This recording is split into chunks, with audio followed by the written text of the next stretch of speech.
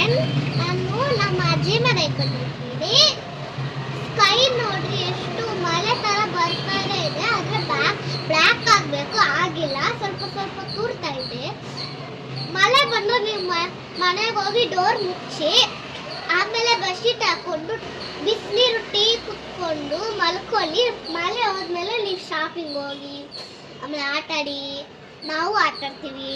ಆಮೇಲೆ ಏನಾದ್ರು ಬಾರ್ಬಿಗಳು, ಆಮೇಲೆ ಡ್ಯಾನ್ಸ್ ಆಡೋದು, ಶಾಪಿಂಗ್ ಹೋಗಿ ಅದು ಮಾಡೋದು, ಆಮೇಲೆ ಫ್ಲವರ್ ಹೋಗಲ್ಲದು, ಆಮೇಲೆ ಏನಾದ್ರು ಊರಿಗೆ ಮಜಾ ಮಾಡೋದು, ಏನಾದ್ರು ಮಾಡ್ಕೊಳ್ಳಿ. ಆದರೆ ಮಳೆ ಬಂದ್ರೆ ದಯವಿಟ್ಟು ಹೋಗ್ಬೇಡ್ರಿ. ಅಂದ್ರೆ ಚಳಿ ಆಗತ್ತೆ.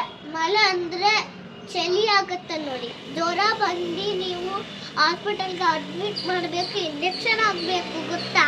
ಎರಡು ಕೈಯಲ್ಲಿ ಹುಷಾರಾಗಿರಿ. ನೀವು ನನ್ನ ವಿಡಿಯೋ ಓದ್ತಿದ್ರೆ ಲೈಕ್ ಮಾಡಿ, ಕಮೆಂಟ್ ಮಾಡಿ, ಶೇರ್ ಮಾಡಿ. ಇವಾಗ ಬರಲ್ಲ, ನಾಳೆ ಮೀಟ್ ಮಾಡ್ತೀನಿ. ನಮ್ಮ ಸ್ಕೂಲಿಗೆ ಎಕ್ಸಾಮ್ ಇದೆ, ನಾಳೆ ಬಂದು ಮೀಟ್ ಮಾಡ್ತೀನಿ. ಬಾಬಾ ಹುಷಾರಾಗಿರಿ, ಇಲ್ಲಾಂದ್ರೆ ಜ್ವರ ಬರುತ್ತೋ ನೋಡಿ. ಆಮೇಲೆ